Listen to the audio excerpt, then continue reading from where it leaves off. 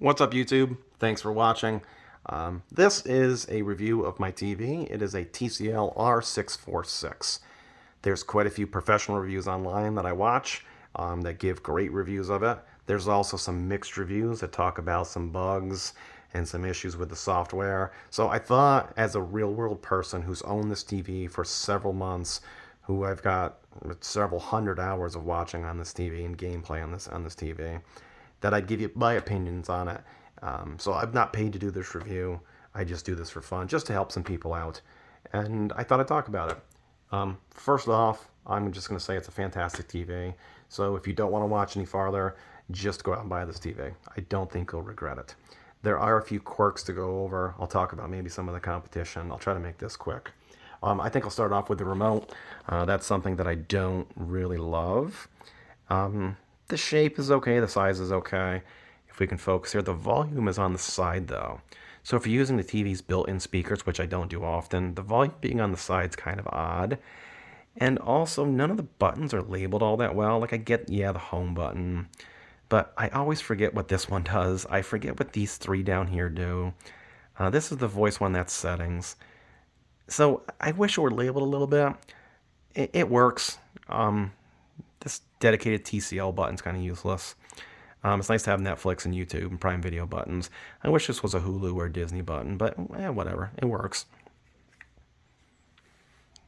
Going into the interface, this is the Google interface that you're going to, when you turn on the TV, get. It works. I don't watch it all that often. Most of the time I'm actually streaming with my Series X, which is over there. But the apps seem to work pretty well. They stream well. Pressing the buttons to switch between the different the options here, as you see, I'm pressing, and it's almost instantaneous. So there's not a lot of lag. Feels snappy. If I press the menu button, which I'll do right now, the menu pops up right away. So another quirk, as I'm right here, there's no input button on the remote, which I like. It'd be nice to be able to switch inputs just by pressing a button. So you do have to press the settings button, then go to input. Or if you're on the home screen here, you can change the input by going here and switching through the inputs. So I wish there was just a little bit easier way to do the inputs. Like if you want to switch to Xbox, it just takes a couple extra button presses. I will go to the picture settings here real quick if I can get it to focus. Let's stand up here. So the picture mode out of the box comes with this low power setting. The smart HDR setting is probably the closest, like a standard setting. The movie mode setting is a warmer picture setting. I think it works pretty well. There's also quite a few different motion processing settings, which I turn them all off. I'd recommend most people to turn off the motion processing. See, I have it off here. Well, again, you can't see it on video, but you can turn it on. There's some different options for it. Most TVs, even the best TVs, the motion clarity just kind of muddies the picture. So I don't enjoy it. So I just turn that off. If you did want to go and calibrate this TV, there's all kinds of settings that you can professionally calibrate this TV. I do think the picture quality out of the box is pretty decent, and especially the color accuracy. I know that's going to vary by person and what your preferences are, but I'm not real sensitive to color accuracy. The fact that this displays nice, vivid colors, I'm happy with. If you want to go through just the white balance and all that, go nuts. But I think for 99% of people watching this TV, they're going to be happy with it. I'll talk about the build quality here real quick. So it does have this nice bezel around the edge. So sometimes in pictures it looks black, but it's more like a smoked gunmetal. I don't know, gunmetal, if it's a gray or maybe like a stainless, if I can focus here. So it does have like a brushed appearance to it. It's nice. The back has this glossy panel on the back. Not that you view the back of your TV all that often, but it does have a nice premium feel, especially compared to some of the competition. So if you do see the back of your TV, it's just like a nice finish on it. These feet you can put close together. So you can put them on the edge, which I think looks nicer, but as you can tell, I've got this dinky little 15-year-old entertainment center that's sitting on top of. So you have the option to move the feet closer. It's really, really nice. Not all TVs have that. So if you have a little entertainment center, you do have that option.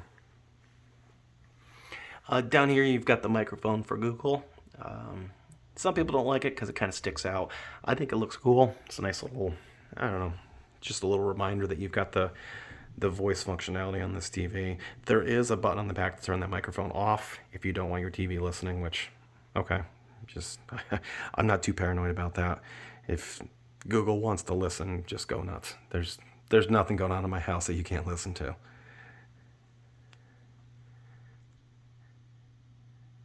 Just try to show this off a little bit here. So I'll go back home. So compared to the competition, I compared this to TVs like the Sony X90J. I like the Sony X90J. I think the only reason I didn't pick that because this was about 20% less expensive. Now that I have this TV, I'm super happy that I got it. I think the X90J, if you pick that TV, I wouldn't fault you. But I think this TV has just as good a picture quality, and in some ways, I think it might be slightly better, and it's cheaper. So this TV just it's great for the price. The other competition that I looked at, TVs like the Hisense U7G and the Hisense U8G. Both of those were contenders, but the U7G in the 75-inch size, I believe, uses an IPS panel, which is not ideal, and the U8G wasn't available in 75-inch. There's also some questions about Hisense's quality control. So I think TCL has a little bit better quality control, especially for their hardware. Now, when this TV first came out, there were some concerns about the user interface, that there were quite a few bugs. I didn't have many bugs, but I did notice some of them. It was bad enough that Best Buy stopped selling this TV and pulled it off the shelves. During that time, TCL made good on their promise to fix it. They came out with several firmware updates, and ever since those firmware updates, this TV works fantastic. Any of the bugs that I had originally, this works great now. The user interface is quicker. I've never had to reset the TV after the updates. So I think some of the early reviews that you might watch about this TV, you'll see that they say, well, it's a great TV, but there's some bugs.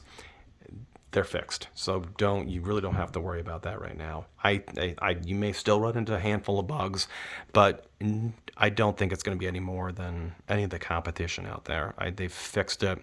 They continue to push out firmware updates. Just last week, there was another update that just updated a handful of things. So I think TCL is committed to keeping this TV working well, and I think that's great. I guess just to summarize this video, this TV just works.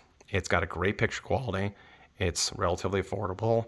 It displays 4K 120 video pretty well, and games from the Xbox Series X. The built-in apps work really well. I really have no complaints about this TV. The fact that TCL was able to fix all the bugs, that you get a fantastic picture quality for a little bit cheaper than the competition, I think this is just a no-brainer. In this price point, I don't think there's any other TV that's even comparable. Like I said, the Sony X90J, I think, is the closest comparable, but it's quite a bit more money. For the 75-inch size, I think it was $300 more expensive. There was a sale recently, so the 65-inch, the Sony X90J, was within $100.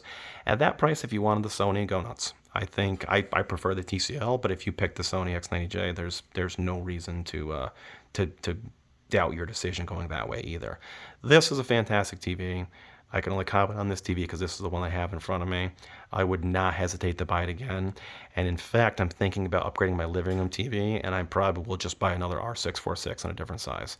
Great TV. Don't regret the purchase one bit. If you have any questions, definitely drop a comment down below. Look at my fancy video editing skills here.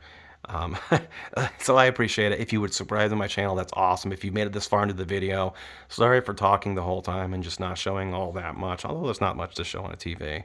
I do appreciate you watching. I have a voice disorder that sometimes makes speech a little difficult for me. So the fact that you bear with me through this video is awesome. If you watch some of my other videos, I really struggle with my voice. I've had issues for years with my voice. I seem to be doing pretty good today, though, so I thought I'd make a video. So if you consider subscribing, hit the like button, leave some comments. Thanks for watching. I really appreciate it. If you have any questions, I'll answer the questions, so shoot me a message. Let me know what you think. So thanks, guys. I appreciate it so much.